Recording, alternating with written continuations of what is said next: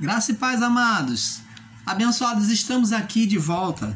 E nós vamos agora estar falando, nós falamos no vídeo anterior, sobre o reino de Deus, sobre a volta de Jesus, que Jesus não vai voltar. Então o título é Visão Futurista, a vinda de Cristo.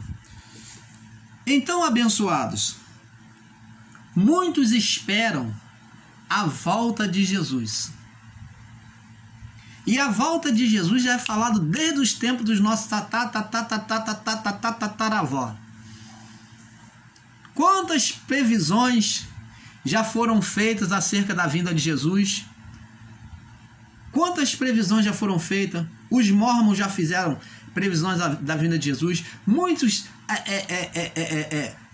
religiões, eu não vou estar aqui citando o nome, até me perdoe por ter citado uma. Então, já houve várias previsões da vinda de Jesus. Um diz que está falando pelo Senhor e diz: eu sou o Deus que fala contigo. Começa a falar em língua lá de ripa lá para trás e diz que é Deus que está falando. Eu sou o Senhor que fala, porque este ano vai acontecer isso, eu vou voltar, eu vou buscar minha igreja, que não sei o que. Essas doideiras de manifestação da carne. E o irmão Paulo fala com categoria, com consciência, com prioridade, sabendo que não há nenhuma ofensa a Deus. Porque isto não é Deus falando. Você vê que todas essas previsões desses homens que já falaram no passado e têm falado até hoje, são tudo mentirosa. São espíritos do engano, falam coisas do seu próprio coração. Preste atenção. Vamos ler na palavra do nosso Pai. Vamos ver a palavra que o próprio Deus encarnado deixou escrito. Vamos lá. Mateus 24, que é onde é o ponto de partida sobre a vinda de Jesus. Mateus 24, verso 1, diz assim: E quando Jesus ia saindo do templo, aproximaram-se dele os seus discípulos para lhe mostrar a estrutura do templo. Os discípulos crentes que iriam, Jesus fosse dizer: você está certo. Então o templo estava sendo reconstruído por Herodes, que é chamado o segundo templo. E existem até ministérios aí, que eu não vou citar nome, que eu não sou indecente, eu tenho ética. E eu não vou citar nome de igreja, de ministério, que fizeram um templo igual, dizendo que é igual ao templo de Jerusalém, fizeram dizendo que é o terceiro templo. E existem judeus aí que estão querendo criar também lá em Jerusalém o terceiro templo. Mas tanto um quanto o outro vão vir abaixo. Não são templos, mas Deus não aceita mais templos feitos por mão de homem. Você está entendendo, amado? Então, os discípulos vendo aquele templo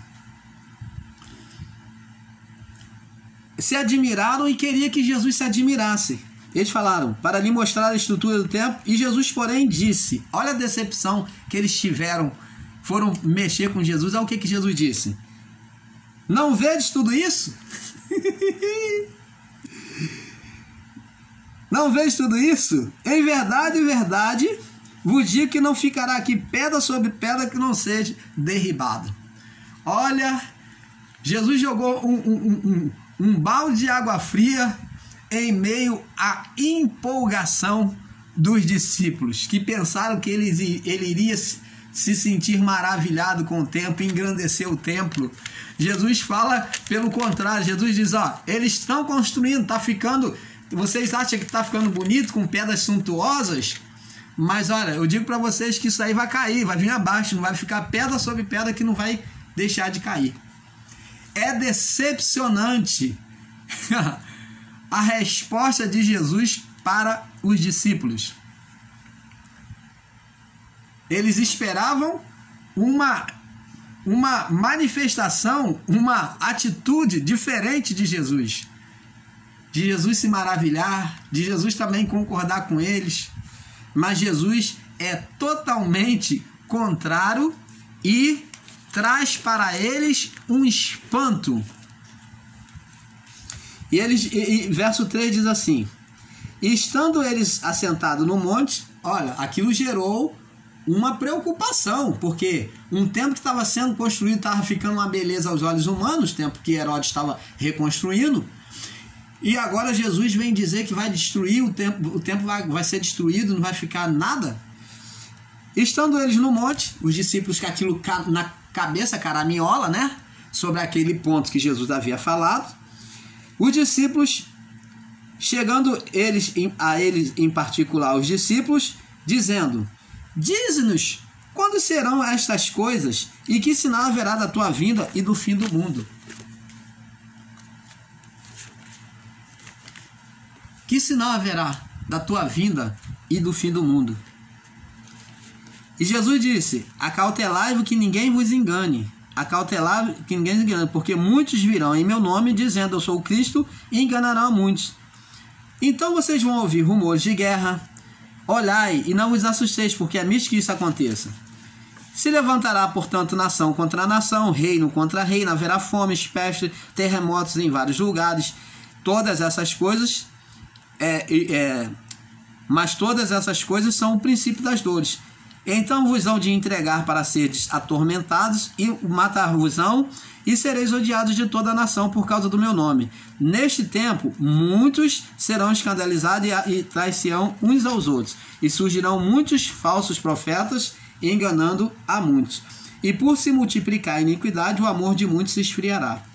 Então, preste atenção, isto aconteceu já no período dos anos 70. Jesus já voltou. Vamos ver.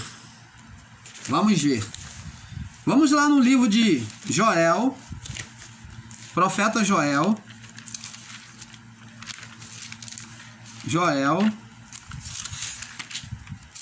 Vamos ver aqui. Livro do profeta Joel, no capítulo 1.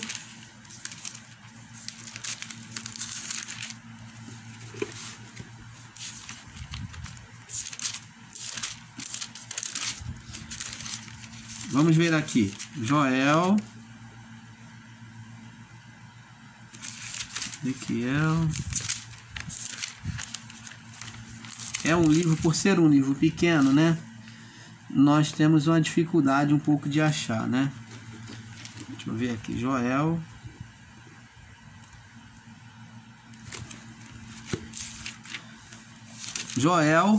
Joel, ele descreve o seguinte: que no final dos tempos, no fim dos tempos, Deus derramaria do seu espírito sobre toda a carne. Vamos ver aqui no livro de Atos, que Pedro testemunha isso. Fica mais fácil aqui. A gente já pega o testemunho de Pedro e diz aqui. E Pedro, Atos 2:14. Porém, Pedro, se pondo em pé com os 11, levantou a sua voz e disse: homens galileus e todos que habitais em Jerusalém, seja isso notório e escutai as minhas palavras. Esses homens não estão embriagados como vós pensais, sendo a 3ª hora do dia. Mas isto é o que foi dito pelo profeta de Joel. Nos últimos dias. Ora, amados e abençoados de Deus, se Jesus não veio, se ele ainda vai vir, então aquilo que estava acontecendo com a igreja primitiva não era últimos dias. E Pedro está testemunhando aqui que o derramamento foi para os últimos dias. Últimos dias é o quê? Próximo ao juízo. Então, o juízo já estava chegando ali. Nos últimos dias acontecerá, diz Deus, que do meu espírito derramarei sobre toda a carne, e os vossos filhos e as vossas filhas profetizarão, e os vossos jovens terão visão, e os vossos velhos sonharão sonhos, e também do meu espírito derramarei sobre os vossos servos, sobre as minhas servas, naqueles dias profetizarão. E farei aparecer prodígios em cima, no céu, e sinais embaixo na terra, sangue, fogo e vapor de fumo. O sol se converterá em trevas e a lua em sangue, antes de chegar o grande e glorioso dia do Senhor. Então, o sol se converterá em trevas e a lua em sangue, antes de chegar o grande e poderoso dia do Senhor. Então, você está vendo aqui que aqui eles estão anunciando a vinda do fim a partir do derramamento do Espírito Santo sobre toda a carne. Você negar que Jesus já veio, é você negar a existência do Espírito de Deus sobre o homem. É você negar que o Espírito Santo foi derramado no Pentecoste e que ele habita hoje dentro de nós.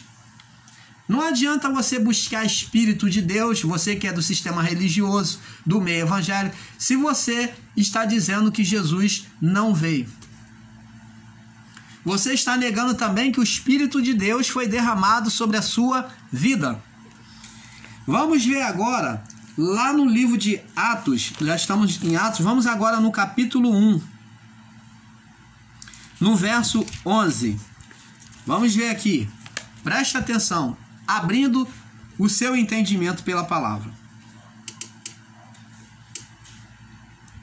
Vamos ler do verso 5 em diante. Porque, na verdade, João batizou com água, mas vós sereis batizados com o Espírito Santo não muito depois desses dias. Está falando do derramamento do Espírito, que Jesus mandou eles aguardarem em Jerusalém, para o cumprimento da promessa. Naqueles dias estavam reunidos, aqueles que estavam reunidos perguntaram dizendo, no verso 6, restaurará tu neste tempo o reino a Israel?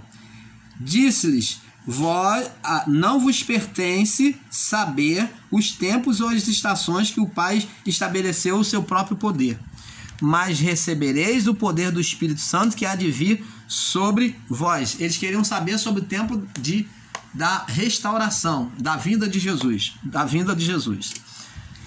E ser-me-eis testemunha tanto em Jerusalém como em toda a Judéia e Samaria, até os confins da terra.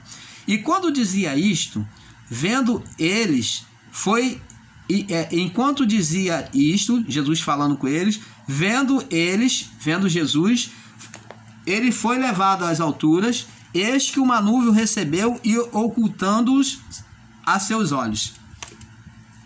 Verso 10, preste atenção. E estando eles com os olhos fitos no céu, olhando Jesus subir nos céus, Jesus deu as últimas instruções para eles permanecerem em Jerusalém, para que o Espírito viesse sobre eles, para cumprir a promessa do profeta Joel, dos últimos dias. E estando eles, Jesus dando isso para eles, quando terminou de falar, Jesus subiu aos céus, foi levantado aos céus, no corpo físico, foi levantado aos céus, e houve uma transformação, tá? Nessa elevação para os céus, e estando eles com os olhos fitos no céu, verso 10, enquanto ele subia, eis que junto dele se puseram dois homens vestidos de branco. Quem são esses dois homens vestidos de branco? Materializado humanamente como homens. Eram anjos, os quais disseram, homens galileus, disseram para os discípulos, que estavam olhando Jesus subir, por que estáis olhando para o céu? Este Jesus que dentre vós foi recebido acima no céu, há de vir como para o céu viste subir. Ei, você do sistema religioso, você do meio evangélico, que espera a volta de Jesus. A mesma pergunta que os anjos de Deus fizeram para os discípulos, eles podem fazer para você hoje. Deus faz para você hoje. Por que você está olhando para o céu? Você está esperando o quê? Você está esperando a volta de Jesus? Por que você está olhando para o céu? Hoje, o meio religioso, as igrejas evangélicas, né, principalmente, fica olhando para o céu. Eles ficam esperançosos com a volta de Jesus. Olhar para o céu é estar esperando a volta de Jesus. Aí ele disse, esse mesmo Jesus, esse Jesus que dentre vós foi recebido em cima no céu, há de vir, assim como para o céu viste ir. Jesus, ele voltou. Ele estava junto dos discípulos e foi recebido. Agora, como que ele voltou? Como que ele voltou? Ele voltou na figura humana. Ele não veio na figura humana. Jesus, quando veio, ele não assumiu a natureza humana? Da mesma forma, ele volta para nós, no Espírito. Ele desce agora junto com a natureza humana, na criação da natureza humana, na geração da natureza humana, e ele está em nós. Ele está em nós. Ele volta agora na natureza humana. Esse Jesus que dentre vós foi recebido em cima nos céus, há de vir, assim como para o céu o viste ir. Como que ele foi para o céu? Eis, mente iluminada. Como que Jesus subiu para o céu? Na natureza humana. Como que ele vai voltar para a terra? Na natureza humana. Você está entendendo, amado? A volta dele, porque ele estava na natureza humana, ele foi subindo, e houve uma transformação no céu, e ele passou a ter o corpo incorruptível. Agora, os anjos dizem que ele vai voltar na mesma forma que ele estava na natureza humana, física, e ele volta na natureza física em nós. Você está entendendo, amado e abençoado? Este é o canal Luzes da Graça, trazendo o entendimento perfeito ao seu coração. Então, amados e abençoados, Jesus, ele agora volta na natureza física, humana, como ele foi gerado.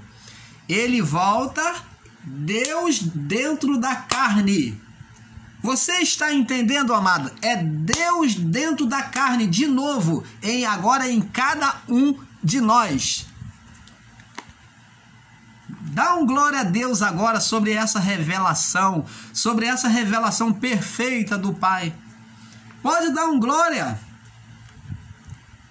Pode sentir aí a alegria de Deus em saber que Ele nasceu em você.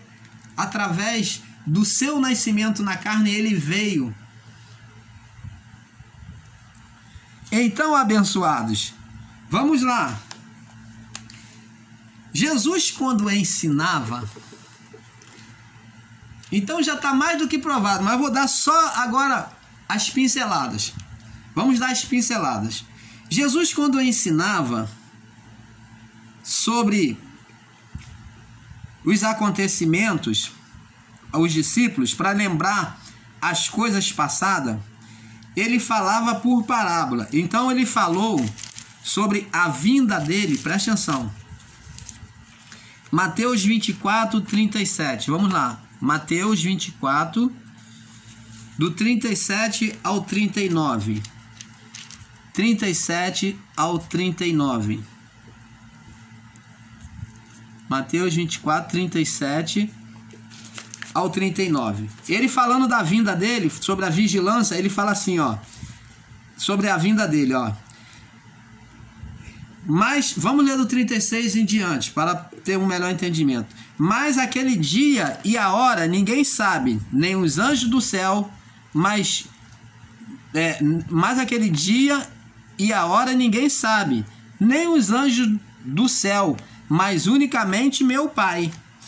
Como foi nos dias de Noé, assim será a vinda do Filho do Homem. Preste atenção. Jesus, falando acerca da sua vinda, ele fala que, como foi nos dias de Noé, assim será a vinda do Filho do Homem. Jesus usa coisas do passado, do período de Noé, os acontecimentos históricos, e ele vem ensinar, agora no mundo do Espírito, que é igual. É igual. É a repetição. Agora é a mesma repetição. Ele vem ensinar que é igual. Como foi no dia de Noé, assim era a vinda do Filho do Homem. Então, de repente, né, Cristo veio. Foi pego de surpresa. Assim também é a vinda de Cristo em nós. Assim é a vinda de Cristo em nós. Então vamos lá, Mateus 24, 22, diz aqui: se esses dias não fossem abreviados, nenhuma carne se salvaria por causa dos escolhidos. Então, sabemos que abreviar é acentuar, sinalizar, tornar perceptível antes de vir. Então a manifestação de Deus, Jesus já mostrou, já tornou perceptível pela pregação do Evangelho. Presta atenção, Deus, ele, no período antigo, Jesus já veio anunciando o Evangelho. Então isso é uma forma de abreviar, de mostrar a vinda do reino em nós. Então ele já abreviou, mostrando a vinda do reino para que tivéssemos um entendimento. Isso é abreviar. E então, aquele povo no passado, ao receber o entendimento, eles então agora, o reino vai ser manifesto sobre a vida deles. Foram abreviados para eles no entendimento, por meio do Evangelho.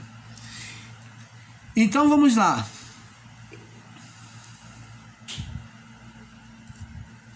Vamos lá, Mateus 12.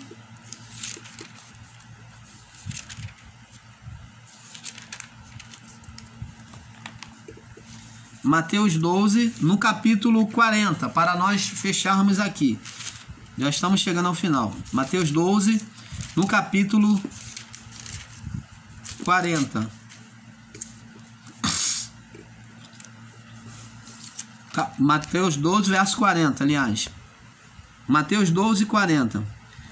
E ele diz aqui acerca da morte dele. Vemos que você deve entender que Jesus, ele sempre falava de forma espiritual. Então ele usa agora um acontecimento do passado para trazer entendimento. Ele diz aqui, ó: pois como Jonas esteve 3 dias e 3 noites no ventre da baleia, assim será o Filho do Homem 3 dias e 3 noites no coração da terra. Então está aqui, ó, Jesus agora dizendo sobre a vinda dele, a ressurreição dele. Então ele vem comparar de forma espiritual agora a sua ressurreição, que ele iria estar no túmulo apenas 3 dias e 3 noites. Após 3 dias e 3 noites, ele estaria ressuscitando. Vê que a linguagem dele é espiritual, no mundo espiritual, que é do reino. Então ele já prepara a nossa vida agora para o entendimento que a linguagem agora é a linguagem do reino de Deus. Você está entendendo, amado?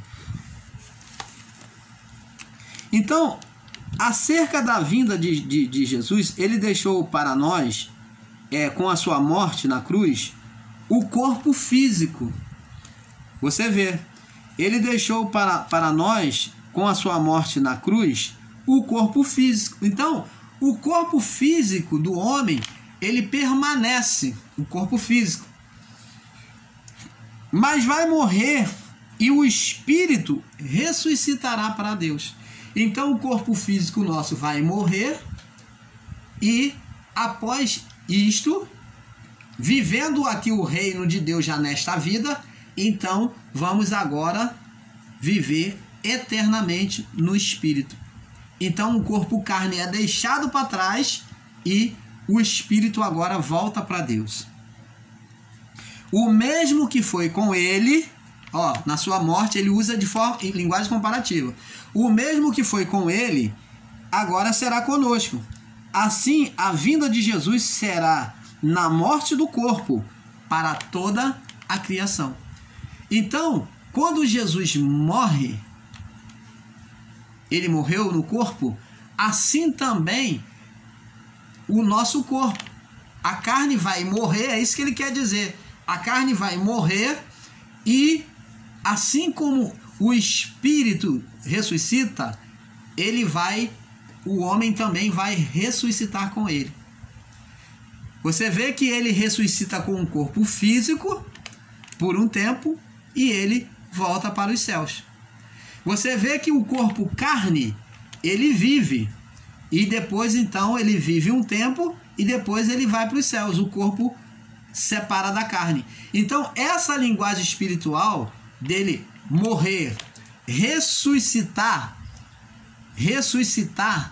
demonstra o corpo em vida e quando o corpo vivo e depois então ele vai para os céus. Então ele faz ele vive essa manifestação no corpo para que tenhamos o entendimento que também assim será com o nosso espírito.